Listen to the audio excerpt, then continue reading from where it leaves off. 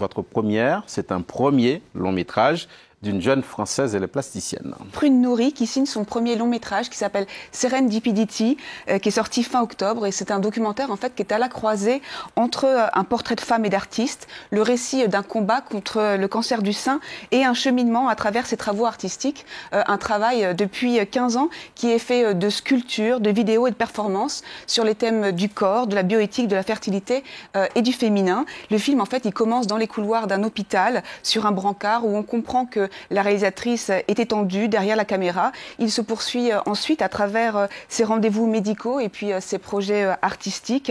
Il s'achève sur plusieurs de ses œuvres et notamment l'œuvre Catharsis et Amazon. On va avoir l'occasion d'en reparler. Alors pour se faire une idée, regardez ces quelques images du film. My heart started to beat super fast and I had just realized I could die.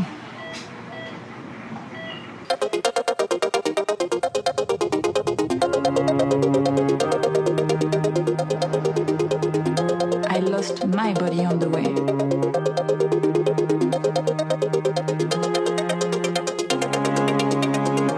I definitely think everything is connected and there is no coincidence in a way. Ce documentaire, c'est une façon de dire que l'art peut transformer une vie.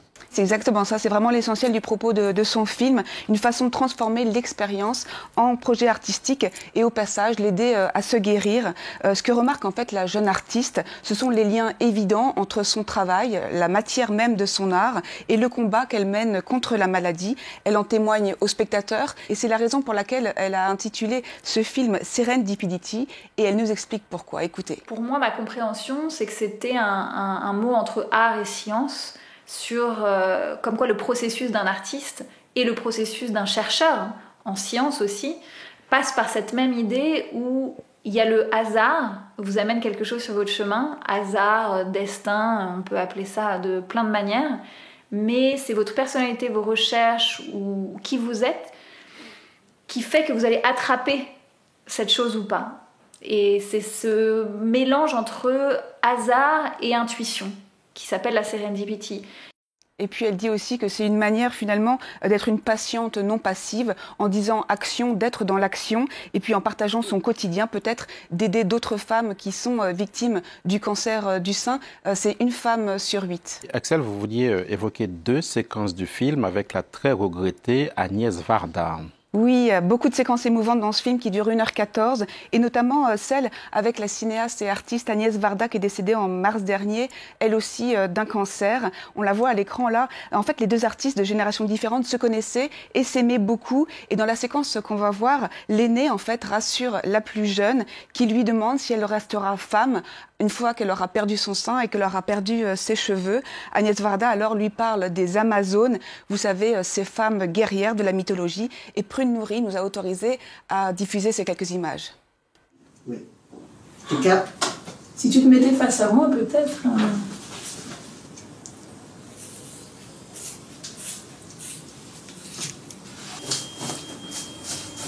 C'est vrai que les Amazones, elles n'avaient qu'un sein. Tu sais pourquoi? C'était pour pouvoir tirer à l'arc. Oui. Donc, voilà. Pour donner. Faire la position là. Voilà, tu peux faire ça. Et puis que tu attrapes le... Ouais.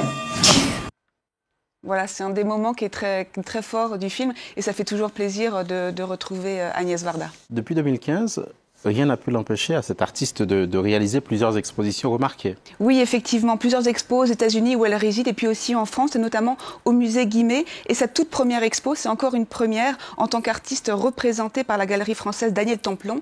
Elle a appelé cette exposition bien nommée Catharsis. C'est un mot d'origine grecque qui exprime la façon qu'on a de se libérer des émotions négatives et puis des traumatismes et notamment à travers l'art. Et on peut voir là quelques images de cette belle exposition qui s'est tenue à la rentrée et qui vient de finir, qui aborde évidemment le corps, la féminité et puis la maladie, on peut le voir. Merci beaucoup Axel Simon pour cette première.